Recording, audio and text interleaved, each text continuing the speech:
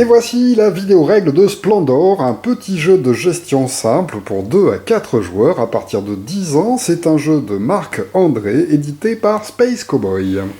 Au niveau du matériel, on va commencer par des jetons de différentes pierres précieuses. Nous avons effectivement des pierres précieuses émeraudes. Alors ce sont des beaux jetons comme ça, comme des jetons de poker, assez lourds, assez sympathiques à manipuler.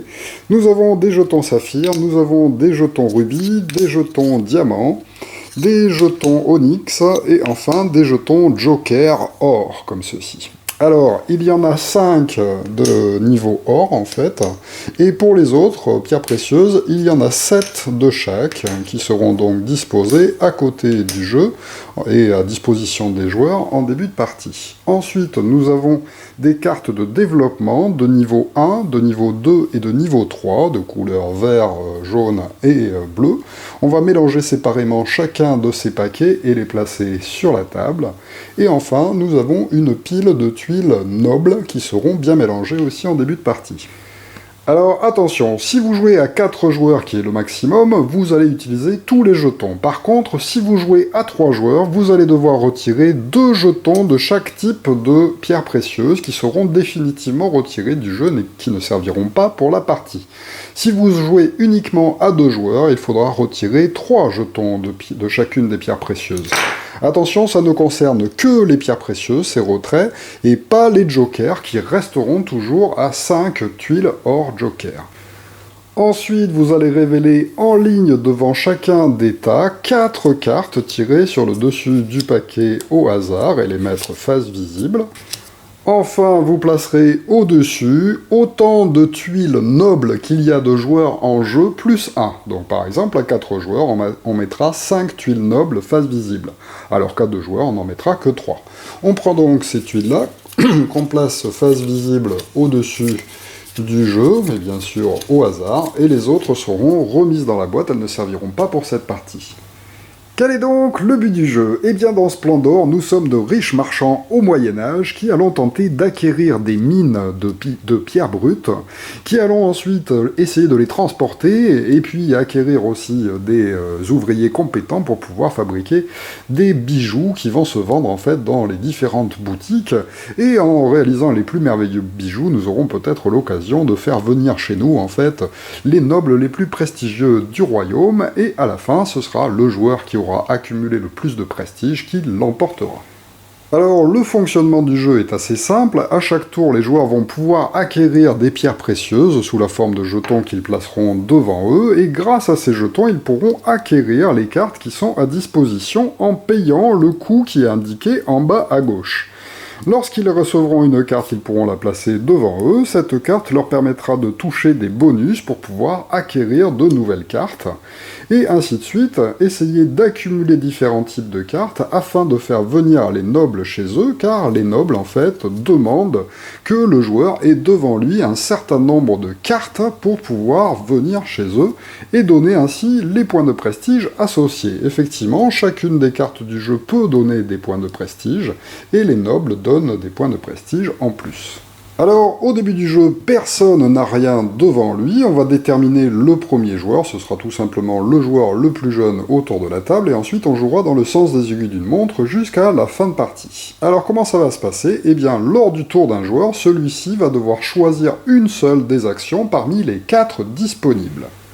Première action possible, récupérer 3 jetons de pierres précieuses différentes. C'est-à-dire, les 3 doivent être de couleurs différentes, et le joueur les placera devant lui, visibles à la vue de tous. Deuxième possibilité, imaginons qu'on passe au joueur suivant, on a aussi la possibilité de récupérer 2 pierres précieuses de même type, mais à condition qu'il y ait au moins 4 tuiles restantes dans la pile où on se sert. Donc là, en début de partie, par exemple, dans une partie à 4, il y a 7 pierres précieuses. Donc là, par exemple, notre deuxième joueur pourrait choisir sur la pile de son choix 2 tuiles identiques. Alors évidemment, il faut un peu anticiper sur les cartes que l'on désire acheter. Par exemple, cette carte-là, en fait, coûtera 3 pierres précieuses rouges, 3 rubis, et donc le joueur pourrait décider d'essayer d'accumuler ces 3, et donc lors de son tour pourrait décider d'en prendre 2 sur la pile des pierres précieuses rouges.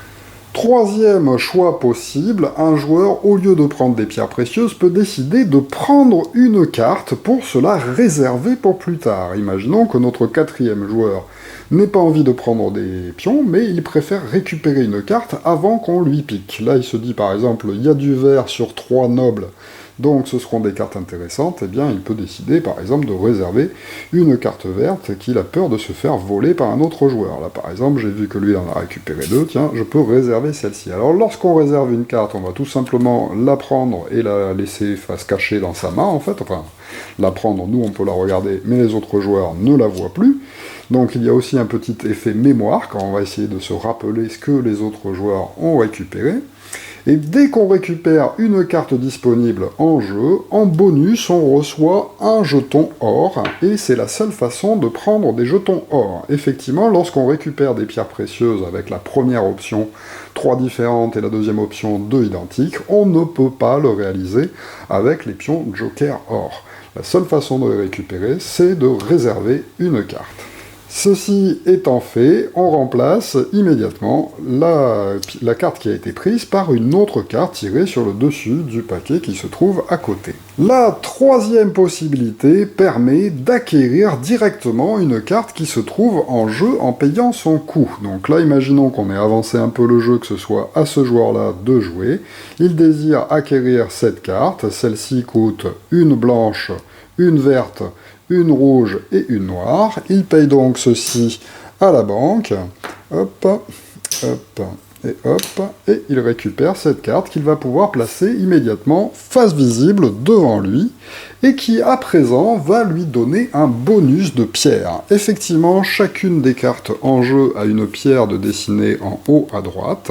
Et bien, ça va donner un bonus qui lui permettra, en fait, d'acquérir d'autres cartes sans payer une pierre bleue dans ce cas-là. Donc voilà, petit à petit, on va accumuler des cartes qui vont nous faire des réductions. Comme il a récupéré la carte, on la remplace immédiatement par une autre. Alors attention, un joueur, au lieu d'acquérir une carte qui se trouve au milieu du jeu, peut aussi acquérir une carte qu'il a précédemment réservée. Donc là, par exemple, ce joueur-là avait réservé cette carte-ci qui coûte 2 bleus et 2 rouges. Il a les 2 bleus et les 2 rouges, il peut donc les payer et placer cette carte face visible devant lui, qui va donc lui donner un bonus vert aussi pour ses achats suivants. Pour les jetons or, eh bien, ceux-ci permettent de remplacer n'importe quelle pierre précieuse lors d'un achat. Donc là, par exemple, ce joueur-ci veut construire cette carte-là qui lui demande un bleu, 2 rouges et 2 noirs. Il a les 2 rouges et les 2 noirs. Par contre, il n'a pas le bleu, mais il a un jeton jaune. Il peut donc parfaitement payer ceci pour pouvoir poser la carte devant lui. Alors, précisons un peu les points de détail sur les différentes actions. Lorsque vous prenez des jetons, rappelez-vous bien que vous ne pouvez pas prendre s'il y a moins de 4 jetons disponibles dans la réserve. Donc là, par exemple, ce joueur-ci peut récupérer 2 jetons bleus, car il restait en fait 4 dans la réserve avant qu'il se serve, mais maintenant, le joueur suivant ne peut pas récupérer les 2 bleus, car il y en a moins de 4 au moment où il pioche. Il ne peut donc que prendre 3 différentes.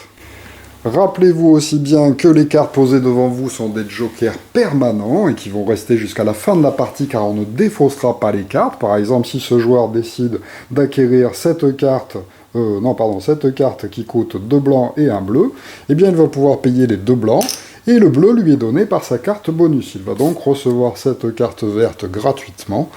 Enfin, pas gratuitement, parce qu'il en a payé la moitié, mais un peu moins cher que ce qu'il aurait payé, et à partir de maintenant, il pourra utiliser ces 2 bonus pour acquérir de nouvelles cartes. Évidemment aussi, tous les bonus sont cumulables, donc là, ce joueur-ci peut acquérir cette carte-là, qui coûte 2 verts, donc 1 vert plus 1 vert bonus, 1 noir, puisqu'il faut 2 noirs, plus son joker. Donc il va payer ceci à la banque, il pourra acquérir cette nouvelle carte, qu'on remplacera évidemment par une autre. Attention cependant, nous sommes limités à 10 jetons devant soi, quel que soit leur type, des pierres précieuses ou de l'or. Donc lorsque c'est un joueur, là par exemple, il en a déjà 9, eh bien il peut décider d'en piocher par exemple 2 rouges s'il le souhaite, mais par contre ça va lui faire plus que 10, donc immédiatement il va devoir décider les pierres précieuses qu'il remet dans la réserve, de façon à n'en avoir plus que de 10 à la fin de son tour, en fait. Donc, par exemple, il pourrait décider de remettre celle-ci, c'est pas forcément parmi les tuiles qu'il vient de piocher, en fait, qu'il peut choisir celle qu'il remet en jeu. Ensuite, précision sur la réservation d'une carte. Vous pouvez réserver n'importe quelle carte, de n'importe quel niveau, hein, au même titre que quand on acquiert, on peut acquérir une carte de n'importe quel niveau aussi, hein, on n'est pas obligé de les prendre dans cet ordre-là.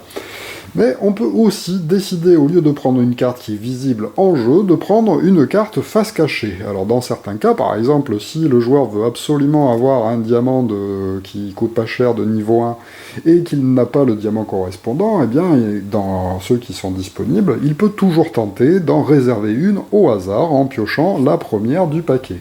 À ce moment-là, il ne la montre pas à ses adversaires, il n'y a que lui qui va pouvoir la regarder, et il prendra quand même en fait le jeton bonus pour avoir réservé une carte.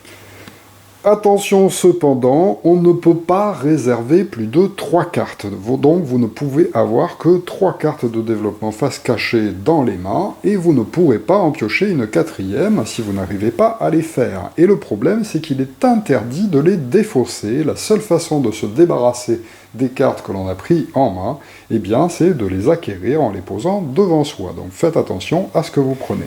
Alors, précision aussi sur l'or. Effectivement, à chaque fois qu'on va réserver une carte, on gagne un or, et c'est la seule façon de récupérer de l'or. Évidemment, s'il n'y a plus d'or dans la réserve, eh bien vous pouvez quand même réserver des cartes, mais par contre, vous ne gagnerez pas le bonus d'or. Et c'est valable pour toutes les autres pierres précieuses. S'il n'y en a plus en jeu, eh bien malheureusement, vous ne pouvez pas en piocher. C'est donc pourquoi les joueurs peuvent aussi essayer de faire la mainmise sur une couleur en particulier pour embêter les autres joueurs. C'est tout à fait possible. Alors, évidemment, comme les bonus accordés par les cartes sont cumulatifs, eh bien, au bout d'un moment, peut-être que les joueurs pourront aussi acquérir des cartes gratuitement. Là, par exemple, cette carte-ci coûte un vert, 3 rouges et un noir, eh bien, ce joueur les a, il peut donc, lors de son tour, décider de faire un achat. On ne peut faire qu'un seul achat, bien sûr, et la poser devant lui gratuitement, sans avoir eu besoin de dépenser des jetons. Par contre, s'il donne plus, évidemment, on ne lui rembourse pas ce qui manque. Alors, parlons maintenant des nobles qui ont été placés au-dessus du jeu en début de partie, qui sont donc différents à chaque partie puisqu'on les prend au hasard. Eh bien, chacun vont pouvoir être attribués au joueur, qui sera le premier à parvenir à disposer des cartes bonus devant lui correspondant à ce qui est indiqué en bas à gauche de chaque noble. Donc là, par exemple, dès qu'un joueur parviendra à avoir 4 cartes noires et 4 cartes blanches posées devant lui, c'est-à-dire au moment où il acquiert en fait la 4e qui lui manquait, eh bien il va immédiatement prendre ce noble et il va pouvoir le disposer devant lui, ce qui lui rapportera 3 points de victoire, et on ne pourra plus lui voler ses points de prestige en fait. Il ne reste que les autres nobles, on ne les remplace pas par de nouveaux nobles, et donc ils vont disparaître peut-être au fur et à mesure du jeu.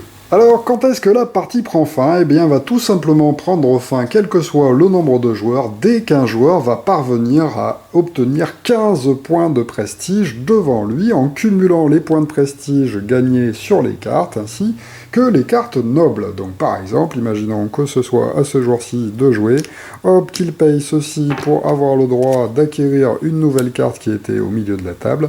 Bim, ça lui permet immédiatement de recevoir un noble qui lui demande d'avoir 3 noirs, d'avoir 3 rouges et d'avoir 3 vertes. Toc, il peut placer ce noble devant lui.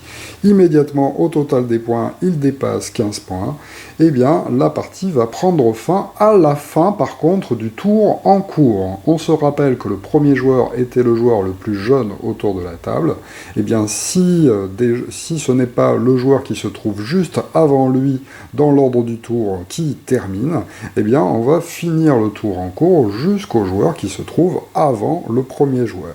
Comme ça, tout le monde aura joué le même nombre de tours, et peut-être que plusieurs joueurs vont dépasser les 15 points, enfin arriver aux 15 points, ou dépasser les 15 points. Évidemment, c'est le joueur qui aura le plus de points de victoire, enfin de prestige, pardon, qui l'emportera. Alors, attention, dans les cas rares où il y aurait une égalité, là par exemple j'ai 17 points, si un autre joueur a 17 points, eh bien on va regarder quel est le joueur qui a le moins acquis de cartes devant lui, c'est celui qui aura le moins de cartes bonus qui emportera la partie. Voilà donc pour Splendor, un excellent petit jeu à base de cartes et de jetons, avec un matériel vraiment très simple, mais par contre magnifiquement illustré par Pascal Guildo, Kido, pardon. Donc vraiment les cartes sont superbes à jouer. Donc nous avons toutes les mines en fait différentes. Il y a des artisans très bien dessinés, voilà, comme ceci. Des expéditions parfaitement magnifiques et des bâtiments aussi inspirés de la Renaissance et qui sont particulièrement beaux aussi. Les jetons aussi sont vraiment de très bonne qualité, donc ça donne très envie de jouer. Et en plus, le jeu est particulièrement fourbe et retors, avec pas mal de tactiques. Effectivement, un peu de mémoire pour se rappeler ce que les joueurs mettent en carte face cachée et tenter de les empêcher de réaliser leurs objectifs. Essayer d'anticiper un petit peu en début de partie sur les nobles qu'il vous faudra acquérir, voir les couleurs qu'il vous sera nécessaire d'acquérir. Alors en général, on se concentre en fait sur 2-3 couleurs, enfin du moins on essaye pour être le premier à acquérir un noble. Et faire attention à ce que les autres ne convoitent pas les mêmes cartes que nous et peut-être les réserver pour pouvoir les faire plus tard, mais avec l'inconvénient que lorsque vous avez réservé une carte, les autres joueurs savent à peu près vers quoi vous vous dirigez. Donc, et puis la possibilité de tenter des options au hasard en tirant les cartes, même si c'est très dangereux, mais si vous avez suffisamment de jetons et de bonus devant vous, c'est peut-être possible aussi de le tenter comme ça. Faut toujours aussi regarder un peu les points, où en sont les autres, comme tout est visible, de toute façon, tout est possible pour réfléchir, et avec des tours de jeu relativement rapides, puisqu'effectivement vous n'avez qu'une action à réaliser par tour, donc les tours de jeu sont assez actifs, sauf s'il y a des joueurs qui réfléchissent trop à ce que les autres vont faire, et donc les parties peuvent dépasser les 30 minutes indiquées sur la boîte si jamais il y a trop de joueurs qui réfléchissent, mais quand même un jeu très très sympa. Voilà, merci de m'avoir suivi, et à très bientôt pour une nouvelle vidéo règle. Au revoir.